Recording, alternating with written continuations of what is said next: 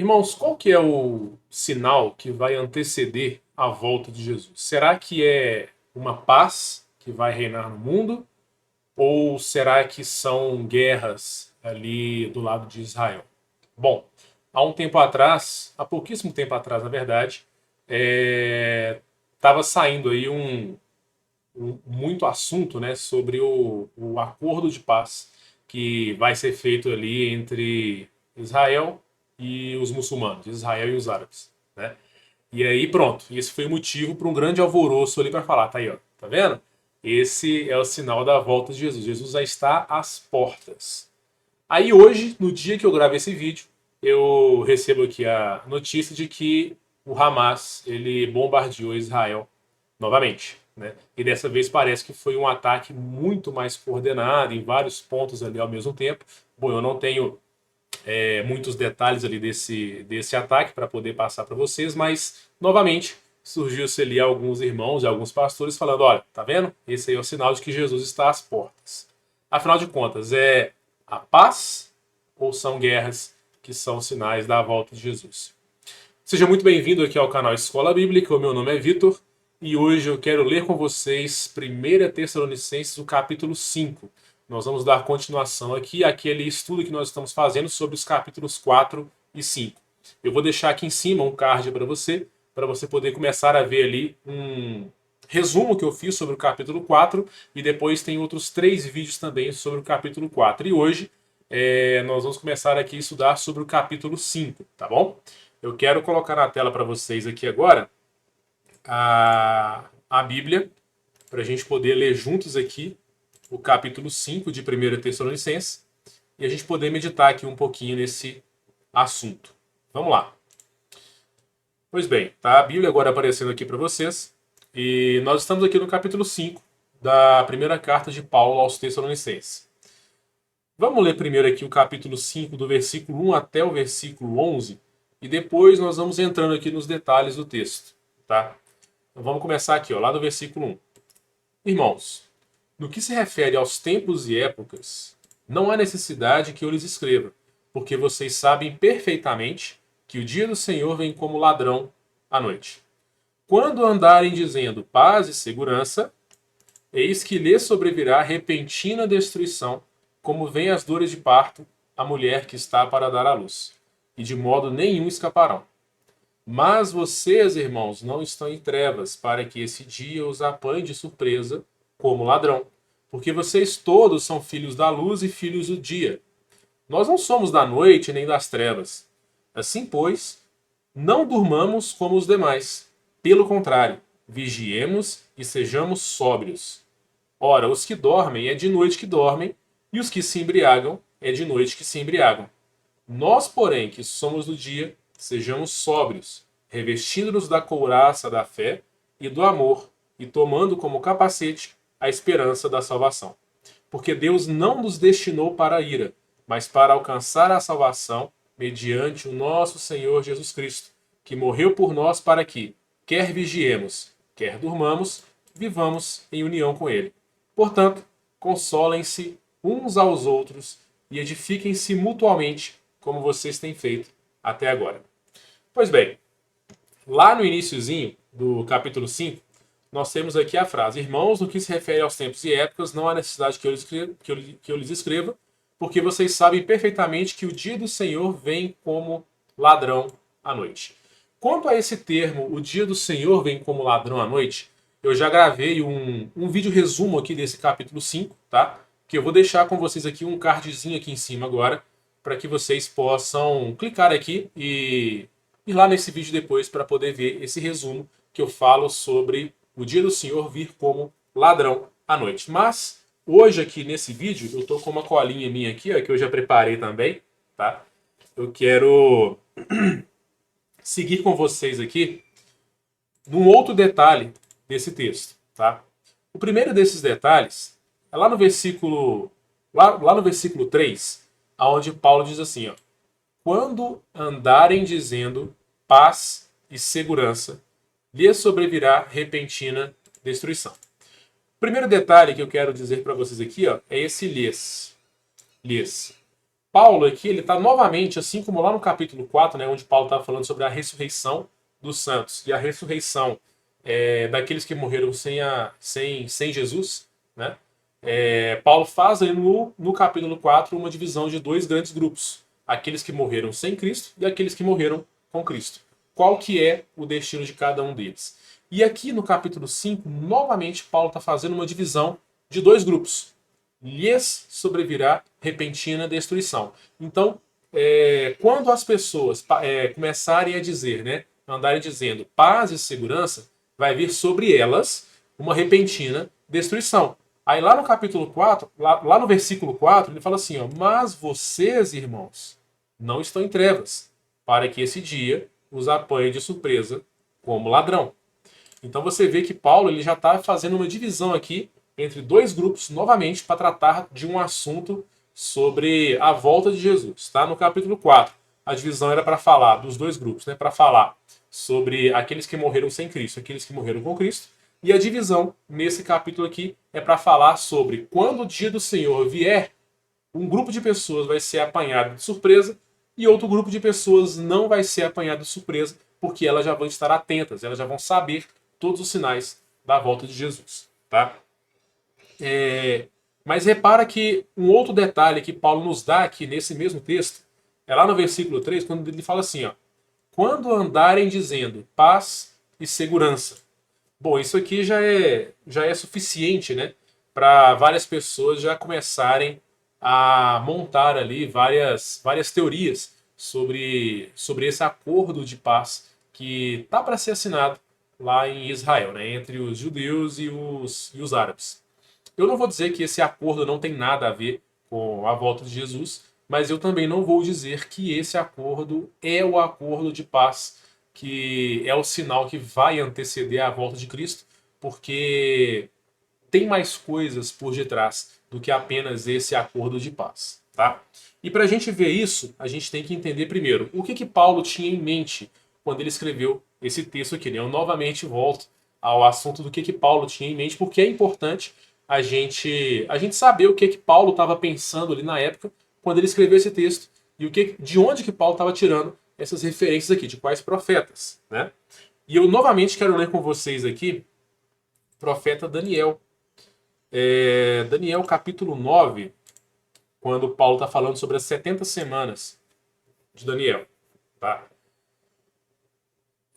Aqui, ó, em Daniel capítulo 9, aqui Paulo está falando sobre as 70 semanas, que 70 semanas estão destinadas para o seu povo e a sua santa cidade e tal. Falando sobre isso aqui também, né, tem muitos irmãos pré-tribulacionistas que vão falar, tá vendo aqui, ó, as 70 semanas, o cumprimento delas é só para os judeus, porque fala para o seu povo e a sua santa cidade, né? E aí eles vão falar quem é o povo de Daniel e quem que é essa santa cidade, né? Qual é essa santa cidade? E aí vão apontar somente para os judeus e somente para Jerusalém e vão jogar isso aqui apenas para judeus. Mas eu ainda vou fazer um vídeo sobre essas 70 semanas e vou mostrar para vocês quem que é o seu povo e a sua santa cidade, a qual Deus se referiu quando ele falou com Daniel, tá? Mas por enquanto, para esse texto de 1 Tessalonicenses, vamos ficar no versículo 27, que está falando aqui sobre um príncipe que virá. E esse príncipe que virá, ele se refere ao anticristo, tá bom? E aqui fala o seguinte, olha, ele fará uma firme aliança com muitos. Com muitos. Não é apenas com Israel que o anticristo vai fazer uma aliança, né? Uma aliança de paz, uns termos de paz. Ele não vai assinar um termo de paz apenas com os judeus. Por isso que eu falo que esse acordo que está para ser assinado entre os judeus e árabes ali para selar uma paz entre aqueles dois povos, pode sim ter a ver com a volta de Cristo, mas não é apenas ele. Tem mais coisa ali por trás, porque o anticristo ele vai firmar uma aliança com muitos, não é apenas com o povo, tá? Ele vai fazer essa firme aliança por uma semana. Na metade da semana, ele fará cessar o sacrifício e a oferta de cereais.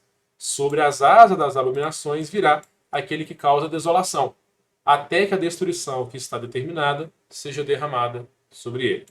Então nós vemos aqui que o texto de Daniel, ele traz para nós que o anticristo ele vai fazer uma aliança com muitos povos. E Paulo tinha isso em mente quando ele escreveu aquele texto de 1 Tessalonicenses. Paulo escreveu essa carta para uma igreja gentia. Paulo não escreveu essa carta para judeus, ele falando, olha, quando os judeus andarem dizendo paz e segurança, não. A carta fala, quando andarem dizendo paz e segurança, quando o mundo inteiro andar dizendo paz e segurança. E sobre isso também, vamos ler aqui rapidinho o texto que está lá em Apocalipse, o capítulo 6. Vamos ler apenas os versículos 1 e 2, que é a abertura do primeiro selo daquele livro selado de 7 selos. Tá? Aqui fala o seguinte, olha, vi quando o Cordeiro quebrou o primeiro dos 7 selos e ouvi um dos 4 seres viventes dizendo, como se fosse som de trovão, venha. E eu vi então, e eis um cavalo branco, e o seu cavaleiro tinha um arco, e foi-lhe dada uma coroa, e ele saiu vencendo e para vencer. Esse cavalo, esse cavaleiro, né, que tinha um arco em cima de um cavalo branco, depois eu posso explicar para vocês também mais detalhadamente, mas ele vai representar aqui o anticristo que vai começar a reinar. Porque aqui, ó, ele saiu vencendo e para vencer. Aí ele foi dado uma coroa, né? Então ele é uma pessoa que vai reinar e ele saiu vencendo e para vencer. Então você vê que ele vai estabelecer aqui um reinado, né? E um reinado de paz no início, porque ele vai fazer uma aliança com muitos povos. Mas quando quebra já o segundo selo, o segundo selo, né? Olha só o que diz. Quando o cordeiro quebrou o segundo selo, ouvi um segundo ser vivente dizendo, venha. E saiu outro cavalo que era vermelho, desculpa. E ao seu cavaleiro foi dado poder para tirar a paz da terra e fazer com que os homens matassem uns aos outros. Também lhe foi dada uma grande espada. Então, primeiramente, o anticristo ele vai fazer um período de paz. Ele vai vir reinando porque foi dada a ele uma coroa e ele vai sair vencendo e para vencer. Depois de um tempo, foi dado poder para tirar a paz da terra. Então, quando andarem dizendo paz e segurança, lhe sobrevirá uma repentina destruição, porque logo após essa paz e segurança que o anticristo estabelecer, ele vai tirar essa paz. Exatamente como Daniel profetizou ele também. Exatamente como foi dada aquela profecia das 70 semanas para Daniel. Porque no meio da semana ele vai fazer cessar o sacrifício contínuo. Então ele vai fazer uma aliança de paz com muitos povos no início da última semana e no meio dessa semana ele vai tirar essa paz, ele vai quebrar esse acordo de paz e aí sim vai começar a fazer guerra de novo contra os santos. Tá? Então, como eu já falei para vocês na introdução do vídeo, eu já ouvi muitos pastores aí falando que aquele acordo de paz de Abraão ali, né? Entre Israel e os árabes, ele é o acordo de paz que vai marcar a volta de Jesus.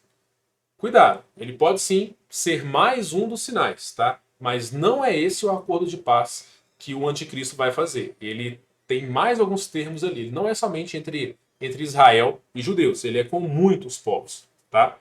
E mais uma coisa, quando a gente vê aqui, ó, que foi dado poder, né, para tirar a paz da terra, a gente vê que é nesse período aqui que vai acontecer algo que Paulo falou também lá em 2 Tessalonicenses, no capítulo 2, no versículo 3. Que olha só, olha o que Paulo está falando para os mesmos irmãos de Tessalônica, tá? Aliás, vamos ler a partir do verso 1, vai. Irmãos, no que diz respeito à vinda do nosso Senhor Jesus e à nossa reunião com Ele, pedimos que vocês não se deixem demover facilmente do seu modo de pensar, nem fiquem perturbados, quer por espírito, quer por palavra, quer por carta, como se procedesse de nós, dando a entender que o dia do Senhor já chegou. Ninguém de modo nenhum os engane, porque isso não acontecerá sem que primeiro venha a apostasia e seja revelado o homem da iniquidade, o filho da perdição, o qual se opõe e se levanta contra tudo o que se chama Deus e é objeto de culto, a ponto de se assentar no santuário de Deus, apresentando-se como se fosse o próprio Deus. Tá? Paulo está falando que antes que o dia do Senhor chegue, vai acontecer o seguinte, venha a apostasia. Apostasia, meus irmãos, é abandono da fé. Tá? Então, antes que Jesus venha, antes que venha o dia do Senhor e Jesus venha nas nuvens, vai acontecer um abandono da fé em massa. E Daniel, mais uma vez, vai profetizar isso para nós. Lá em Daniel, lá no livro do profeta Daniel, o capítulo de número 11. Vamos ler aqui os versículos 30, do 30 até o 32. E aqui está falando já do reinado do anticristo. Ó, no tempo determinado, voltará a atacar o sul, mas dessa vez não será como foi da primeira vez, porque virão contra ele navios de Quitim. Contrariado, ele voltará e se indignará contra a Santa Aliança. Deixa eu até marcar isso aqui, ó. Destaque, vamos pôr um verde aqui. Ó. E fará o que quiser. E tendo voltado, dará atenção aos que abandonaram a Santa Aliança. Forças enviadas por ele profanarão o santuário e a fortaleza. Acabarão com o sacrifício diário, estabelecendo a abominação desoladora. Está vendo aqui, ó, o cumprimento daquela visão que Daniel teve das 70 semanas. Então, aqui a gente já está na metade da semana, onde o anticristo virá contra a Santa Aliança, ele vai profanar o santuário e vai acabar com o sacrifício diário, estabelecendo a abominação desoladora. E aí, ó, com lisonjas, ou seja, com elogios, né, com mentiras, né, com falsos elogios, ele vai perverter aqueles que violaram a Santa Aliança. Mas o povo que conhece o seu Deus se tornará forte e ativo. Então você percebe que Daniel também já tinha profetizado sobre essa grande apostasia que vai acontecer antes da volta do Senhor. Porque no meio da semana, na hora que o anticristo quebrar aquela aliança de paz que ele fez com muitos povos, ele vai começar a perseguir aqueles que fazem parte da Santa Aliança. E aí sim que ele vai estabelecer a abominação desoladora, como o próprio Jesus, aliás, também diz lá em Mateus 24. Tá? E aí com lisonjas, com mentiras, com falsos elogios, falsas promessas, ele vai perverter aqueles, né, que violaram a Santa Aliança, ou seja, aqueles que abandonaram, aqueles que apostataram da sua fé. Ele vai perverter aqueles que apostataram da fé, que abandonaram a sua fé.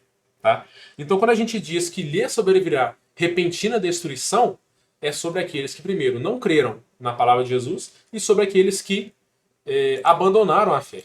É sobre esses que Paulo está falando em 1 Tessalonicenses, capítulo 5. É sobre esse grupo aqui, ó, que vai vir uma repentina destruição, como vem as dores de parto, a mulher que está para dar à luz. E de maneira nenhuma escaparão.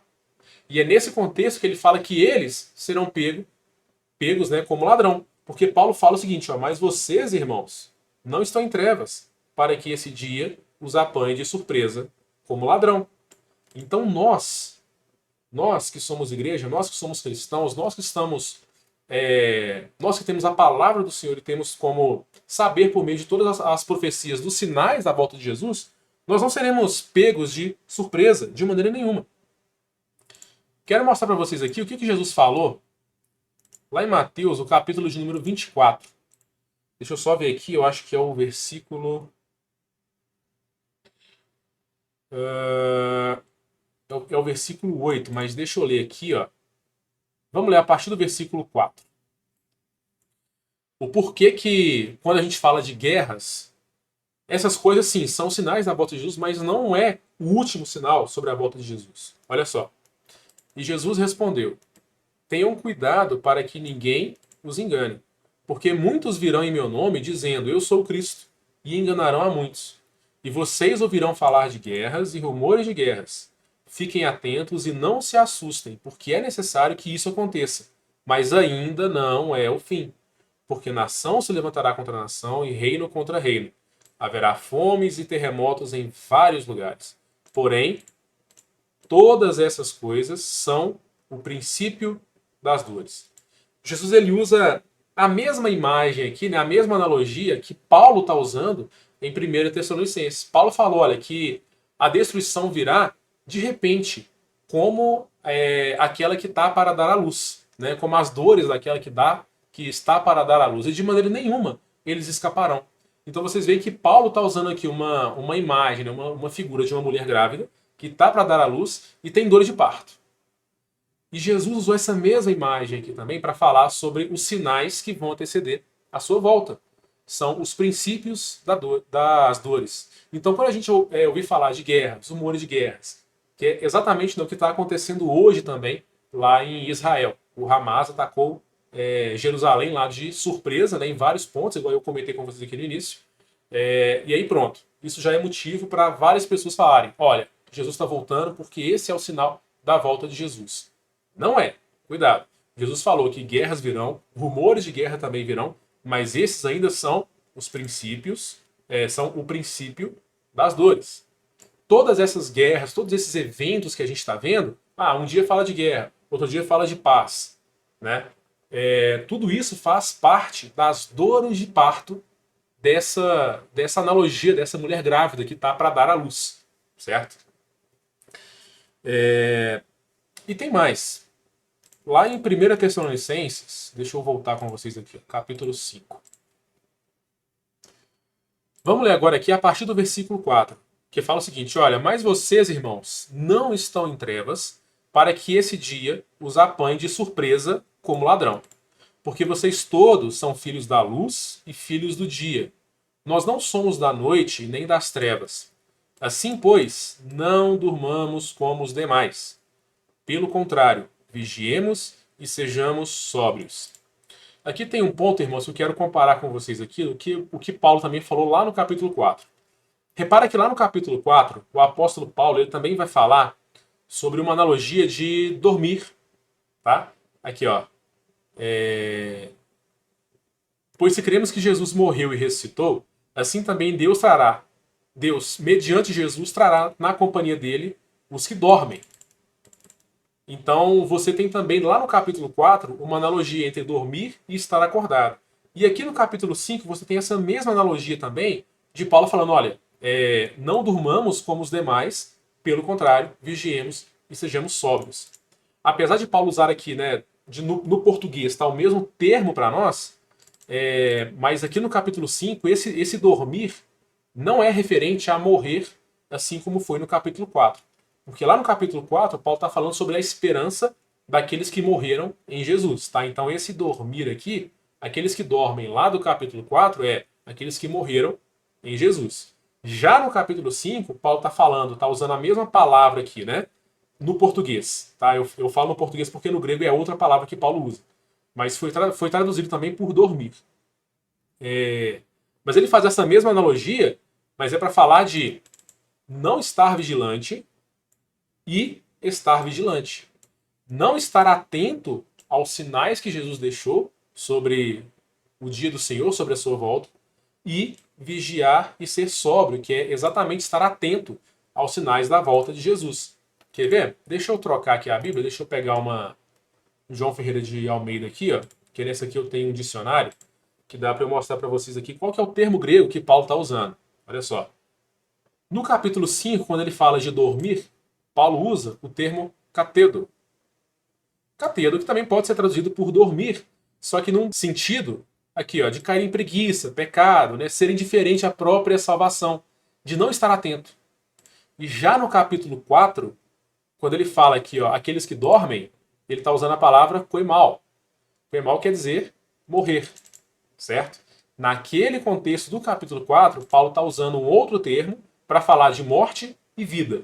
E no capítulo 5, até mesmo pelo próprio contexto, a gente vê que Paulo está falando aqui de um dormir, não de morrer, né, e estar vivo, mas de, sim, estar atento. Porque aqui Paulo faz um contraste entre dormir e vigiar. Dormir e estar atento, estar sóbrio. Tá? Mas por que Paulo vai falar isso aqui pra gente? Porque ele fala que nós somos filhos da luz e do dia, nós não somos da noite nem das trevas. Assim, pois, não durmamos como os demais. Pelo contrário, vigiemos e sejamos sóbrios. Continuando, verso 7. Ora, os que dormem, é de noite que dormem, e os que se embriagam, é de noite que se embriagam. Nós, porém, que somos do dia, sejamos sóbrios, revestindo-nos da couraça da fé e do amor, e tomando como capacete a esperança da salvação. Paulo fala isso aqui exatamente para tentar prevenir os irmãos acerca do perigo da apostasia. Porque a partir do momento que nós estamos, né, que nós somos do dia, e que a gente se mantém vigilante, sóbrio, revestindo-nos da couraça da fé e do amor. Então, a partir do momento que eu me revisto da couraça da fé e do amor, e eu tomo como capacete a esperança da salvação, é muito mais difícil eu cair na apostasia. Paulo está falando para os irmãos aqui, que, assim como ele fala lá na segunda carta dele, né, que vai vir uma grande apostasia, mas na primeira carta ele fala, irmãos, tomem como capacete a esperança da salvação. Porque se vocês tiverem isso, muito dificilmente vocês vão cair no pecado da apostasia. Muito dificilmente vocês vão cair na descrença, né? Vocês vão deixar de crer. Versículo 9, porque Deus não nos destinou para a ira, mas para alcançar a salvação mediante o nosso Senhor Jesus, que morreu por nós para que, quer vigiemos, quer durmamos, vivamos em união com Ele. Eu quero mostrar para vocês aqui, irmãos, lá em Mateus 24, porque Jesus ele também vai falar sobre esse contexto de vigilância. Tá? Lá em Mateus capítulo 24, vamos ler a partir do versículo 32.